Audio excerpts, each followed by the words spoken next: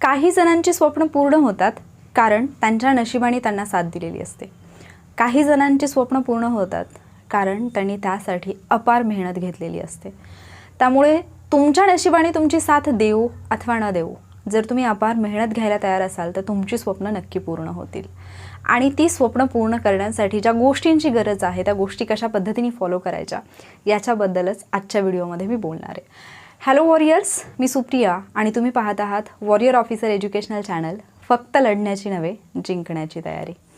आजच्या व्हिडिओमध्ये आपण तुम्हाला तुमच्या लाईफमध्ये कुठलीही गोष्ट अचीव करायची असेल, मग ती फक्त पोस्टच नाही, एखादी पोस्ट असेल किंवा तुम्ही पुढे जाऊन काही बिझनेस किंवा इतर काहीही तुमच्या लाईफमध्ये अचीव करण्याचा विचार करत असाल, त्यासाठी काही गोष्टींची गरज असते.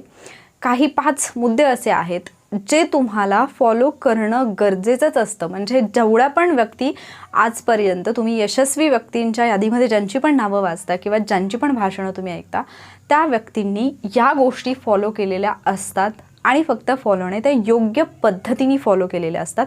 म्हणूनच त्या व्यक्ती यशस्वी असतात. मग तो एखादा क्रिकेटर असू देत, एखादा बिझनेसमॅन असू देत, एखादा ऑफिसर असू देत किंवा इतर कुठल्याही क्षेत्रामध्ये स्वतःचं नाव कमावलेली, स्वतःचं जम बसवलेली एखादी व्यक्ती असू द्यात. या गोष्टी गरजेच्याच असतात. पण बऱ्याचदा आपल्याला सांगितलं जातं की हे करा ते करा, पण ते कशा पद्धतीने करायचं हे मात्र सांगितलं जात नाही. आणि आज मी त्याचबद्दल बोलणार आहे. तुम्हाला जर तुमची पोस्ट मिळवायची असेल तर 5 गोष्टी आहेत ज्याच्यामध्ये कन्सिस्टन्सी अर्थातच येते, टार्गेट कम्प्लिशन ऑब्वियसली, इव्हॅल्युएशन याच्याबद्दल फारसं कोणी बोलताना दिसत नाही, बट ही गोष्ट फार गरजेची असते आणि ही गोष्ट तुम्हाला फॉलो करता आली तरच तुम्ही लाईफमध्ये पुढे जाऊ शकता. रिव्हिजन आणि प्रॅक्टिस. मग आता या गोष्टी करताना याच्यामध्येही काही मिसअंडरस्टँडिंग आहे, तेही तुमचे दूर होतील. कन्सिस्टन्सी. ज्यावेळेला आपण कन्सिस्टन्सीबद्दल बोलतो, बऱ्याच जणांना असं वाटतं सातत्य म्हणजे काय, तर मी उठत आहे, आज जाऊन मी अभ्यास करत आहे, उद्याही जाऊन मी अभ्यास करते, परवाही मी अभ्यास करणार आहे, मी रोज उठून अभ्यास करते, मी रोज उठून लायब्ररीमध्ये जाते म्हणजे माझी कन्सिस्टन्सी आहे, मी रोज उठून पुस्तक वाचत आहे म्हणजे माझ्या अभ्यासामध्ये कन्सिस्टन्सी मेंटेन आहे. पण कन्सिस्टन्सीचा अर्थ फक्त एवढाच होतो का? नाही. समजा तुम्ही अभ्यासाला सुरुवात केली, पहिल्या दिवशी तुम्ही एवढे फुल जोशमध्ये आहात की पहिल्या दिवशी तुम्ही 6 ते 7 तास अभ्यास केलेला आहे आणि नेक्स्ट डे हे 6 ते 7 तास तुम्ही 5 ते 4 तासांवरती, म्हणजे एक 5 ते 6 तासांवरती येत आहे. नेक्स्ट डे तुम्ही 3 किंवा 4च तास अभ्यास करताय, परत तुम्ही 1-2 तास अभ्यास करताय, परत एक दिवसाचा गॅप घेताय, परत फुल जोशमध्ये तुम्ही 6-7 अभ्यास करताय. याला कन्सिस्टन्सी म्हणत नाहीत. तुम्ही सुरुवात करताना अर्ध्या तासापासून केली तरी सुद्धा चालेल, पण तिथून पुढे मात्र तुमची त्याच्यामध्ये प्रगतीच होत गेली पाहिजे. ज्यावेळेला तुम्ही एखादी गोष्ट सुरुवात करताय आणि त्या गोष्टीत जर तुम्ही काहीतरी चांगलं पुढच्या गोष्टी शिकत असाल, त्याच्यामध्ये तुमची प्रगती होत असेल तर तुमची कन्सिस्टन्सी मेंटेन आहे असं त्याला म्हटलं जाईल. फक्त पाट्या टाकण्याचं काम म्हणजे कन्सिस्टन्सी नाही. किंवा तुम्ही आज 2 तास बसलाय, उद्या 3 तास बसलात, परवा 4 तास बसलात, पण त्या 3-4 तासामध्ये तुम्ही काय करताय हे सुद्धा महत्त्वाचं आहे. जर त्याची प्रोडक्टिव्हिटीच नसेल तर 3-4 तासामध्ये तुम्ही काय करताय, त्याचा रिझल्ट काय येतो हेच जर तुम्हाला माहिती नसेल तर त्याला सुद्धा आपण कन्सिस्टन्सी म्हणणार नाही. बऱ्याच जणांचं काय होतं ना की एक आठवडाभर चांगला अभ्यास होतो, त्याच्यानंतर सडनली काही फॅमिली प्रॉब्लेम येतो किंवा मग काहीतरी फंक्शन असतो किंवा एखाद्या मित्राचं काही काम असतं आणि मग एखाद्या दिवसाचा गॅप पडून जातो. त्या व्यक्तीला असं वाटतं की मी फक्त 1 दिवसाचा गॅप पडला आहे, आज माझा परत अभ्यासाला मी सुरुवात केलेली आहे, म्हणजे माझं काही फारसं नुकसान नाही झालेलं, माझी कन्सिस्टन्सी ब्रेक नाही झालेली. बट फार रेअर स्टुडंट असतात ज्यांना असा 1 दिवसाचा गॅप लगेच भरून काढता येतो. ज्यावेळेला तुम्ही अभ्यास करताय त्यावेळेला खरंच तुमचा अभ्यास होतोय का, किंवा जे तुम्ही करताय त्या दिवशी जो काही अभ्यास तुम्ही करताय म्हणजे एका दिवसाच्या गॅपनंतर त्याच्यामध्ये तुमचं मन आहे का, किंवा तो जो अभ्यास करताय तो खरंच तुम्हाला एक्झामसाठी आठवणार आहे का, ही सुद्धा गोष्ट महत्त्वाची असते.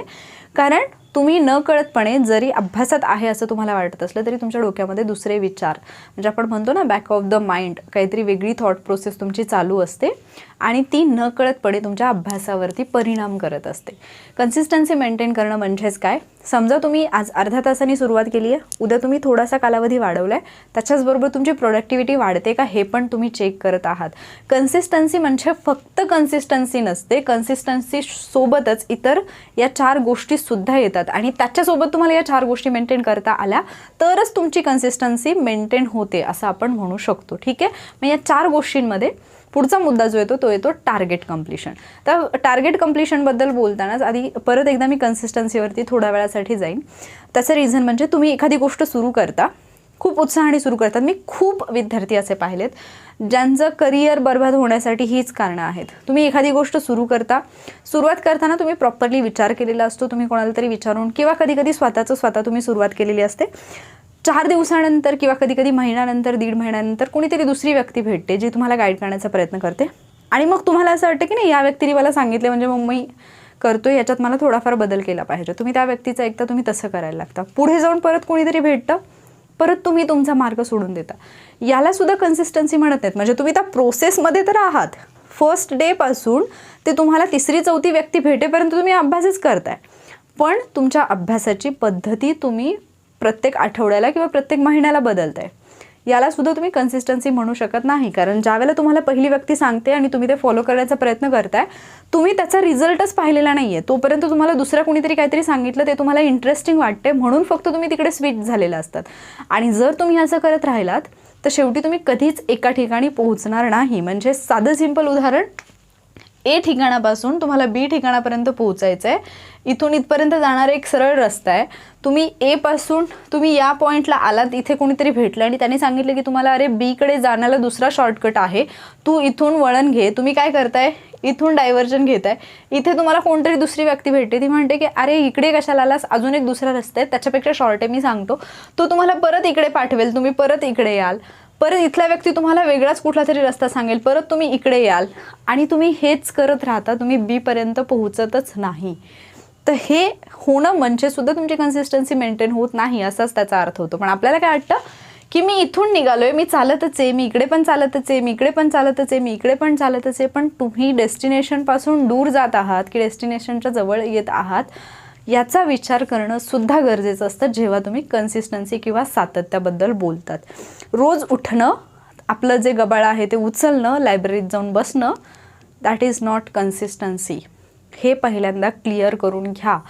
बरेच विद्यार्थी, म्हणजे मी अगदी जवळचं उदाहरण सांगायचं म्हटलं तर माझे अगदी जवळची व्यक्ती जिनी म्हणजे लग्नानंतर मुली वगैरे झाल्या, संसार याच्यामध्ये जॉब वगैरे सगळं बघत अगदी मला वाटते की 8-9 वर्षांचा गॅप असेल, 8-9 वर्षांमध्ये पुस्तकही बघितलेलं नाही, अशी व्यक्ती जी की आत्ता एवढ्या वर्षाच्या गॅपनंतर, ज्याचा म्हणजे स्पर्धा परीक्षेशी काही संबंध नाही आहे, आपलं जॉब करणं, घरदार सांभाळणं, मुलींना सांभाळणं, 8-9 वर्षाच्या गॅपनंतर अभ्यासाला सुरुवात करते. 5 ते 6 महिने स्वतःला देते आणि 5 ते 6 महिन्यामध्ये ती खूप चांगल्या स्कोरनी राज्यसेवा प्री क्वालिफाय होते. मी हे का सांगते की एखादी व्यक्ती एवढ्या मोठ्या गॅपनंतर परत एकदा प्रवाहामध्ये येऊन अभ्यास करून स्वतःला प्रूव्ह करू शकते. तर तुम्हाला जे वाटतं की आम्ही कन्सिस्टन्सीमध्येच आहोत, 4 वर्ष झालं तुम्ही पुस्तकासोबतच आहात, त्याला कन्सिस्टन्सी नाही म्हणत. तुम्हाला एका प्लॅनला पकडून चालता आलं पाहिजे. प्लॅनमधल्या त्रुटी शोधायच्या, त्या पुढच्या पॉईंटमध्ये येतातच. ठीक आहे. त्यानंतर दुसरा मुद्दा येतो टार्गेट कम्प्लिशन. स्वतःला नेहमी टार्गेट द्या. ते पोस्टच्या बाबतीत असेल, ते तुमच्या अभ्यासाच्या बाबतीत असेल, ते तुमचं सिलेबसच्या बाबतीत असेल. स्वतःला डेडलाईन्स द्यायला शिका. म्हणजेच आता मी बरेचसे माझे विद्यार्थी आहेत ज्यांच्या घरातले लग्नासाठी फोर्स करतायत किंवा काही जणांचं शिक्षण बंद पडते, काही जणांचं जॉब आहे, बाकी 1000 भानगडी आहेत. आपल्याला प्रॉब्लेम्सकडे नाही जायचं, आपल्याला सोल्युशनकडे यायचं आहे. तुम्ही काय करता, घरातल्यांना मुदत मागून घेता. किती मुदत मागून घेता? 1 वर्षाची. किंवा तुम्ही एक्झामची डेट सांगता. मी हेच पाहते जनरली मुलं काय करतात ना की म्हणजे तुम्हाला घरातल्यांकडून मुदत पाहिजे ना, तर तुम्ही मुदत कशी मागून घेता माहिती आहे? आता 19 जूनला राज्यसेवा आहे. जे कोणी 19 जूनची राज्यसेवा देणार आहेत आणि ज्यांच्या घरातले नाही म्हणतात, ते घरातल्यांना काय सांगतात माहिती आहे? 19 जूनला माझी परीक्षा आहे, तोपर्यंत मला मुदत द्या. अरे तुम्ही 19 जूनचाच फक्त विचार करताय.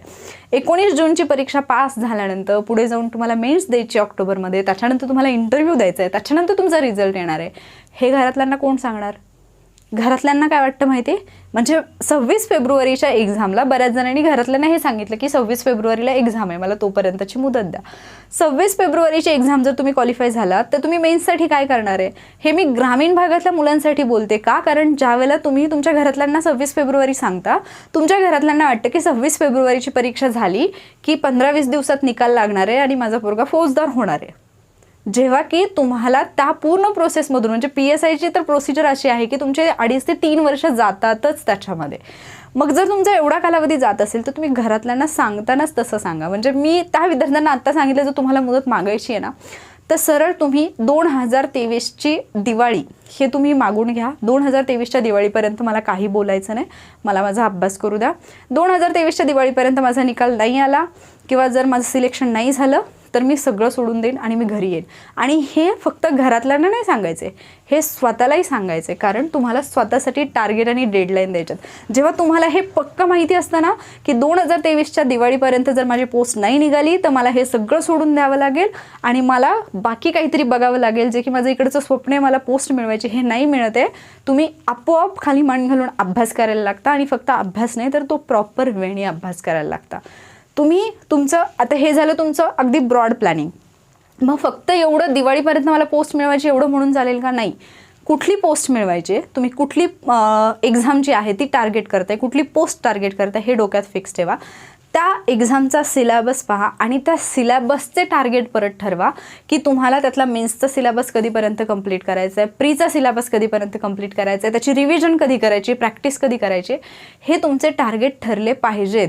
हे तुम्ही मंथली टार्गेट ठरवा आणि त्याच्यानंतर तुम्ही वीकली आणि त्याच्यानंतर डेली बेसिसवरती किंवा वीकली बेसिसवरती कसं नियोजन करायचं हे 180 डेजमध्येच मी सांगितलेलं आहे. तर तुम्ही तिथे पाहू शकता. ज्यांना 180 डेज काय आहे हे माहिती नाही त्यांच्यासाठी सांगते की आत्तापासून 8 ऑक्टोबरच्या एक्झामसाठी 180 दिवसांचा कालावधी हातामध्ये मिळतोय.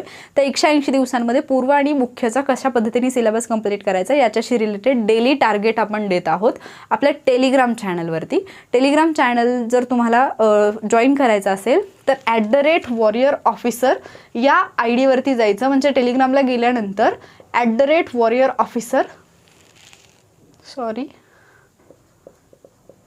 हे सर्च करायचं, आपलं चॅनल येईल, तिथे जाऊन जॉईन करायचं आणि तिथे जे तुम्हाला डेली टार्गेट दिले जातात ते कंप्लीट करायचे. ठीक आहे. मग ज्यावेळेला तुम्ही डेली तुमचे टार्गेट कंप्लीट करायला लागाल त्यावेळेला तुम्हाला कळेल की चला बाबा मला ॲटलिस्ट काहीतरी कंप्लीट होते. पण टार्गेट कंप्लीट केलं म्हणजे काय? एक टॉपिक वाचायला सांगितलं, फक्त वाचून झाला की विषय संपला का? त्या वाचलेल्या टॉपिकमध्ये तुम्हाला काय येते हेही तुम्हाला माहिती असलं पाहिजे. इव्हॅल्युएशन यालाच म्हणायचं मूल्यमापन. तुम्ही धडा वाचलाय आणि तुम्हाला ते येतंय की नाही हेही तुम्हाला माहिती नाही, तुमचं काही प्रगती होते की नाही हेही तुम्हाला माहिती नाही, उगीचच आपलं ते गाढवासारखं तुम्ही ओझी वाहत चाललाय आणि हेच बरेच विद्यार्थी करतायत आणि म्हणूनच पास होत नाही आहेत. तुम्हाला काय करायचं आहे? जर तुम्ही एखादं टार्गेट ठेवलं आहे, ते कंप्लीट केलं आहे, तर त्याच्यातून तुम्ही काही शिकलाय का? त्याच्यातून तुमच्यात काही प्रगती झाली आहे का? तो घटक तुम्हाला समजला आहे का? काल मला जेवढं येत होतं त्याच्यापेक्षा काहीतरी एखादा मार्क तरी माझा वाढला आहे का? हे तुम्हाला डेली स्वतःकडे पाहावं लागेल. रोज संध्याकाळी स्वतःला विचारा, आज मी दिवसभरामध्ये काय केले? मी काल जसा होतो त्याच्यापेक्षा माझ्यामध्ये थोडीफार तरी प्रगती झाली आहे का? हे डेली स्वतःला विचारा. मंथली स्वतःला टेस्ट करा की या महिन्यामध्ये, मागच्या महिन्यामध्ये माझा स्कोर केवढा होता, या महिन्यामध्ये माझा स्कोर वाढला आहे का? तुम्ही स्वतःला चेकच नाही करत. तुम्हाला कळतच नाही की हे बरोबर आहे की चुकीचं आहे. तुम्ही फक्त करत राहताय. त्याच्याने काही फरक पडतो का? म्हणजे जे आपण म्हणतो ना, आंधळं दळतं आणि कुत्रं पीठ खातं. तर आंधळ्याला काही माहितीच नाही, मी तर दळते, पीठ कुठे गेलं मला माहिती नाही. मी तर वाचते, वाचलेलं कुठं गेलं मला माहिती नाही. हे करू नका. याच्यात नुकसान तुमचं आहे. आणि परत एकदा सांगते, गेलेलं वय आणि वेळ तुम्ही काहीही केलं तरी परत आणू शकत नाही. ठीक आहे. त्यामुळे प्रत्येक पावलावरती स्वतःला चेक करा. हे जे मी आत्ता करत आहे त्याच्याने माझ्यामध्ये काही प्रगती झाली आहे का? मी मागेच चाललो आहे का? माझ्यात काही फरक पडतो आहे का? मी पुढे चाललो आहे की नाही? या सगळ्या गोष्टी वेळोवेळी चेक करा. अदरवाईज तुमचा अभ्यास पालत्या घड्यावर पाणी आहे. तुम्ही कितीही ओतलं तरी घडा भरणार नाही. ठीक आहे. रिव्हिजन किती महत्त्वाची आहे हे मी वेगळं सांगायला नको, कारण तुम्हाला प्रत्येक सिलेक्ट होणाऱ्या अधिकाऱ्यांनी हेच सांगितलं की मॅक्झिमम टाइम्स जेवढी तुम्ही रिव्हिजन कराल तेवढं तुमच्या फायद्यात राहील. आता परत रिव्हिजन करताना सुद्धा बऱ्याच जणांना रिव्हिजन म्हणजे फक्त रीडिंग करणं असं वाटतं. मग जर तुम्ही अभ्यास करतानाही वाचताय आणि रिव्हिजन करतानाही वाचताय आणि तरी तुम्ही पास होत नाही, याचा अर्थ तुमचं काहीतरी चुकतंय. मग तुम्हाला रिव्हिजन म्हणजे काय हे समजलं पाहिजे. रिव्हिजनसाठी ॲक्टिव्ह रिव्हिजन्सचे काही टेक्निक्स आहेत. रिव्हिजन म्हणजे फक्त जे तुम्ही लिहिले ते वाचणं किंवा जे पुस्तकामध्ये दिले ते वाचणं नाही, तर जे तुम्ही वाचले ते तुमच्या लक्षात राहते का? राहत नसेल तर ते लक्षात ठेवण्यासाठी प्रयत्न करणं, त्याच्यासाठी वेगवेगळे टेक्निक्स वापरणं आणि जे लक्षात आहे ते पेपरमध्ये उतरवता येणं, ही प्रोसेससुद्धा रिव्हिजनचीच आहे. कारण ज्यावेळेला तुम्ही एक्झाम देत असता ती तुमची एक प्रकारची रिव्हिजनच असते. तुम्हाला जे काही तुम्ही अभ्यास केलेला आहे ते तुम्हाला तिथे आठवायचंच आहे. ते आठवते का नाही हेच पाहणं म्हणजे तुमची रिव्हिजन आहे. ठीक आहे. तर ॲक्टिव्ह रिव्हिजनचे टेक्निक याच्याशी रिलेटेड एक व्हिडिओ मी ऑलरेडी वॉरियर ऑफिसरवरती अपलोड केला आणि बरेच विद्यार्थी, हजारो विद्यार्थ्यांनी तो पाहिलेला आहे. आय थिंक 50,000च्या तर पुढे कधीच गेले, तो लाखाच्या आसपास गेला असेल. तर त्या व्हिडिओची लिंक मी तुम्हाला डिस्क्रिप्शनमध्ये, त्याचबरोबर आय बटनमध्ये आणि एंड स्क्रीनला देईन. तर ॲक्टिव्ह रिव्हिजन म्हणजे काय ते पहा आणि त्या प्रकारची रिव्हिजन तुम्हाला डेली, जसं तुम्हाला 2 सेशन करायचे आहेत सकाळनंतर, म्हणजे दुपारपर्यंत तुम्ही जो अभ्यास केला त्याची क्विक रिव्हिजन तुम्हाला दुपारी करायची आहे जेवणापूर्वी, आणि जेवणानंतर जो काही तुम्ही अभ्यास केलेला आहे दुपारनंतर त्याची रिव्हिजन तुम्हाला रात्री झोपताना करायचं आहे. बऱ्याचदा आपण काय करतो, दिवसभरामध्ये जे वाचले त्याची संध्याकाळी करतो. बरेच जण हे करतही नाहीत, पूर्ण आठवडाभर अभ्यास करतात आणि आठवड्याची रिव्हिजन एकदा करतात. आणि बरेच जण तर तेही करत नाहीत, महिनाभर अभ्यास करतात, महिन्याने रिव्हिजन करतात. आणि बरेच जण तेही करत नाहीत, एक्झामपर्यंत अभ्यास करतात आणि एक्झामच्या 1-2 दिवस आधी रिव्हिजन करतात. ठीक आहे, आता तुम्ही कुठल्या कॅटेगरीमध्ये येतात हे तुम्ही स्वतःला विचारून घ्या. मग ॲक्टिव्ह रिव्हिजनचे टेक्निक त्याच्यातून पहा आणि त्या पद्धतीने रिवाईज करण्याचा प्रयत्न करा. तुम्ही जो पण अभ्यास केला आहे तो तुमच्या लक्षात राहील. आणि त्याच्यानंतर सगळ्यात महत्त्वाची, ज्याच्याशिवाय तुम्ही कुठलीच एक्झाम क्वालिफाय होऊ शकत नाही, तो पार्ट म्हणजे प्रॅक्टिस. आणि मी 1000 वेळा सांगितलेलं उदाहरण परत एकदा सांगेन. तुम्ही पोहण्याच्या शर्यतीमध्ये चाललेले आहात आणि तुम्ही प्रॅक्टिस करताय रस्त्यावरती. तुम्हाला तिथे जाऊन स्पर्धा कुठली द्यायची आहे, परीक्षा कुठली द्यायची आहे, पोहण्याची स्पर्धा म्हणजे तुम्हाला पाण्यात उतरावं लागणार आहे. तिथे जाऊन तिथे पाण्यात पोहून दाखवायचे. तुम्ही इकडे काय करताय, पुस्तकं वाचताय. पोहताना श्वास कसा घ्यायचा असतो, पोहताना हात कसे हलवायचे, पाय कसे हलवायचे, आणि ही सगळी प्रॅक्टिस तुम्ही हवेत करताय, जमिनीवर करताय. तिथे जाऊन तुम्ही पोहण्याची शर्यत जिंकू शकता का? कधीच नाही. तुमच्या 7 पिढ्या मागच्या आल्या तरीसुद्धा तुम्ही जिंकू शकत नाही. त्याच्यासाठी तुम्हाला प्रॅक्टिस करताना पाण्यातच उतरावं लागेल. पाण्यात उतरून जे टेक्निक्स तुम्ही ऐकलेले आहेत, जे टेक्निक्स तुम्ही वाचलेले आहेत, जे टेक्निक्स तुमच्या कोचने तुम्हाला सांगितलेले आहेत, ते तुम्हाला स्वतः इम्प्लिमेंट करावे लागतील. एक्झामच्या बाबतीत तुम्हाला हजारो क्लासवाले भेटतील, हजारो अधिकारी गाईड करणारे भेटतील, हजारो व्हिडिओज तुम्हाला यूट्यूबवरती भेटतील, सगळं काही तुम्हाला इथं मिळेल. पण प्रॅक्टिस तुमची तुम्हालाच करावी लागेल. तुम्हाला स्वतःला पेपर सोडवावा लागेल. पेपर सोडवून चेक करावं लागेल की मला पेपर सोडवता येतोय का, 1 तासामध्ये माझा पेपर होतोय का. फक्त स्वतःच्या समाधानासाठी पेपर सोडवू नका, कारण बरेच दिवस महिना टेस्ट सोडवणारे विद्यार्थीसुद्धा एक्झाम हॉलमध्ये गेल्यानंतर ना वेळ पुरतो, ना पेपर कंप्लीट होतो, ना पेपरमध्ये काही आठवतं आणि सिली मिस्टेक्स करून येतात. हे जर होऊ नये असं वाटत असेल तर प्रॉपर वेनी प्रॅक्टिस करा. ज्या एक्झामची तुम्ही तयारी करताय, एक्झाम दिवशी जी गोष्ट तुम्हाला करायची आहे त्याच प्रकारची प्रॅक्टिस एक्झामच्या आधी करा. ठीक आहे, हे 5 मुद्दे आहेत. कन्सिस्टन्सी म्हणजे काय समजलं असेल, आणि कन्सिस्टन्सीमध्ये या 4ही गोष्टी येतात. टार्गेट तुम्ही कंप्लीट करताय का, सगळे टार्गेट वेळच्या वेळी कंप्लीट करणं, दॅट इज कन्सिस्टन्सी. स्वतःचं मूल्यमापन करणं, मी जे करत आहे त्याचा मला फायदा होतोय, ही गोष्ट मला पुढे घेऊन जाते की ही गोष्ट मला मागेच खेचते, ही पण गोष्ट कन्सिस्टन्सीमध्ये येते. तुम्ही रिव्हिजन करताय की नाही करत, ही गोष्ट पण कन्सिस्टन्सीमध्ये येते. आणि प्रॅक्टिस, जी की खूप महत्त्वाची गोष्ट आहे, जी गोष्ट तुम्हाला परफेक्ट बनवू शकते, ती गोष्टसुद्धा कन्सिस्टन्सीमध्ये येते. या 5 गोष्टी जर तुम्हाला फॉलो करता आल्या, आणि त्याचे टेक्निक पण बरेचसे मी तुम्हाला सांगितले, आता हे जर तुम्हाला करता आलं एक्झामपर्यंत, तर येणाऱ्या वर्षामध्ये तुम्ही अधिकारी व्हाल. मला काल कोणीतरी म्हटलं की मॅम 2023 खूप लांबचं बोलतंय तुम्ही, 2022च बोला. मी तुम्हाला प्लॅन कुठल्या एक्झामसाठी दिला 180 डेजचा? 8 ऑक्टोबरच्या कंबाईंडसाठी. 8 ऑक्टोबरला पूर्वपरीक्षा होणार आहे. मेन्स कधी होणार आहे? डिसेंबर आणि जानेवारीमध्ये. तुमचा रिझल्ट कधी येणार आहे? मार्च एप्रिलच्या दरम्यान येणार आहे.